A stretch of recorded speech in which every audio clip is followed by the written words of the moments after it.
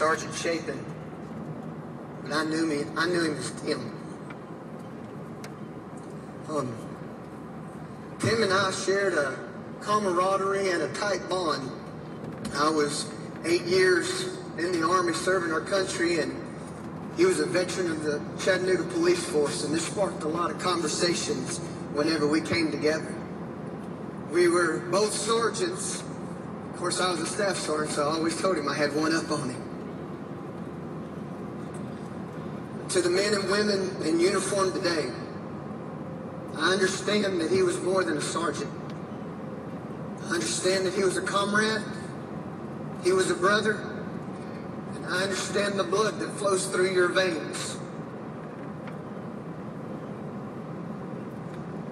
He understood honor, he understood authority. I knew Tim for over 3 years now. Every time that he would greet me, he would greet me as Pastor Chris, even though I told him, I said, Tim, just call me Chris. I'm listening to the funeral service of a local police officer who was killed at the line of duty here. And it's sad. He was answering a call. He and a fellow officer were answering a call at a one of these check cashing places, and he was killed in the line of duty. He was killed by a piece of crap from that had been released from the Colorado justice system. He had been convicted of some felony and was behind bars, supposedly serving a 20-year sentence, and they let him out only after a few years. So he comes to Tennessee, robs a check cashing place, and in the process kills one of our finest police officers. So just wanted to thank you, Colorado justice system, for sending your lowlife to Tennessee to kill our fine police officer.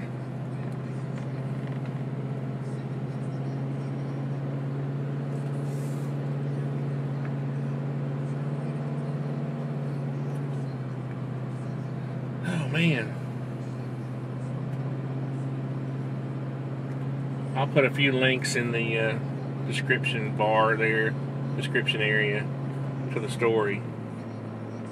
But it makes me wonder what would have happened if the person, I don't know the whole story, I need to read what exactly happened, but it makes me wonder if the person at the check cashing place had been armed, would the story have turned out differently?